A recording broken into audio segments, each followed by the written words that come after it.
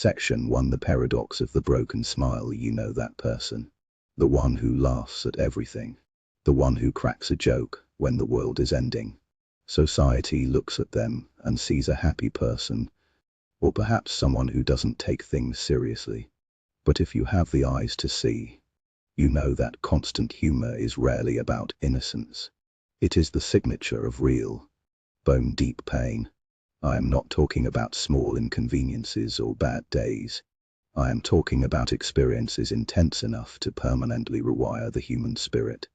When someone cuts them off in traffic, anger doesn't even enter their emotional equation. Why? Because their mind has already jumped 10 steps ahead. They are imagining the driver's divorce, their hidden stress, or the fact that they are barely holding on to their sanity. When you have survived a Category 5 hurricane in your own soul, other people's rain showers simply feel different. Psychology tells us that extreme experiences rewire the brain's relationship with chaos. What looks like calm humor to the average person is actually wisdom forged in the furnace of emotional collapse. Today, we are going to look at the 10 iron laws of the survivor's mind. Section 2. Law 1. The brain trained by survival. People who have gone through too much operate on a completely different mental frequency. Let's get one thing straight: your brain is not broken. It has been trained. Through repeated exposure to real threats, your mind was forced to adapt with lethal efficiency. It learned to think ahead, to scan for exits, and to stay regulated when everyone else is screaming. This is neuroscience in its rawest form. The brain reshapes itself when danger becomes an neighbor instead of a visitor. You have developed an immunity to chaos. Crisis no longer signals the end of the world. It signals an environment you already know how to navigate. Your calm is not denial. It is the memory of surviving far worse. Section 3. Law 3. Aggressive empathy. Under emotional temperature, the survivor develops what I call aggressive empathy. This isn't the soft, polite empathy taught in textbooks. This is a high-definition sensitivity to the pain of others.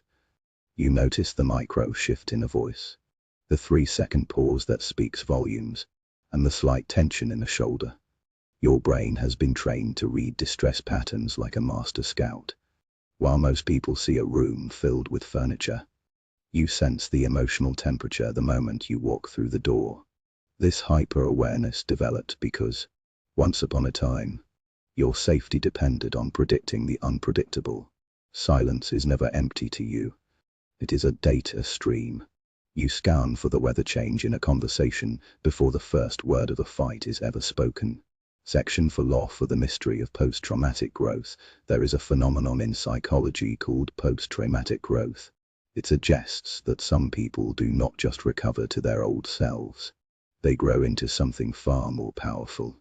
After severe hardship, your priorities become razor sharp. Superficial connections start to feel like a waste of time. You find yourself moved to tears by a sunset or a small act of kindness. Why? Because pain has sharpened your appreciation for life. Rather than numbing it, you aren't bouncing back, you are bouncing forward. Meaning was not found in the trauma, but it was rebuilt in the aftermath. Section 5. Law 5. 6. The hypervigilant protector. Do you always prefer to sit facing the door? Do you unconsciously check for exits in every restaurant? Society might call you paranoid. I call you prepared. Your nervous system was trained to expect sudden danger, so it stays slightly braced even in the silence. Safety was once a luxury you couldn't afford, not a basic assumption. And yet, despite this vigilance, you have a habit of downplaying your own pain. You say, "It wasn't that bad," or you compare your trauma to others to make yours seem smaller. This was a survival strategy to keep you functioning when the pressure was too high. You learned that admitting struggle was costly, so you convinced yourself you were fine just to stay alive. Section 6. Law 7. 8. The relationship paradox and radical adaptability. Here is the great contradiction of the survivor. You are deeply loyal yet emotionally distant. You are the first person to show up at 3 in the morning for a friend in crisis.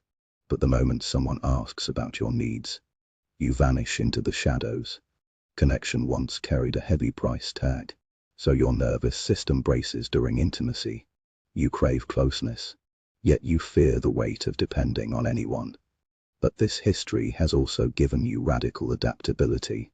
New jobs, moving cities, total life disruptions. These don't terrify you. They feel familiar. When life collapses, you already have the blueprints for how to rebuild. You use dark humor as a weapon to reclaim power from the pain. Every joke is a quiet rebellion against the moments that tried to break you. Section 7 Law 910 The control, contrition, and hidden grief. You might stress over trivial details: what to eat, how to organize a desk, while remaining eerily calm during a major life crisis. This isn't illogical. You control the small things because the big threats were never under your control. Managing details is how you stay grounded when the world feels like a storm. Finally, we must address the hidden grief. You aren't just grieving what happened. You are grieving the version of yourself that was lost, the self that trusted easily, unmoved, without constant vigilance. You feel homesick for a lightness that only existed briefly. But listen to me, this grief does not make you weak. It deepens your humanity. You did not just survive. You developed a profound understanding of what it means to be alive. Conclusion: the lighthouse effect. Real strength is not the avoidance of collapse. It is the ability to rebuild yourself over and over again. After every fall, resilience grows when you integrate the pain instead of pretending it never happened. Your suffering has become insight. You understand fragility, boundaries, and the cost of chaos better than anyone.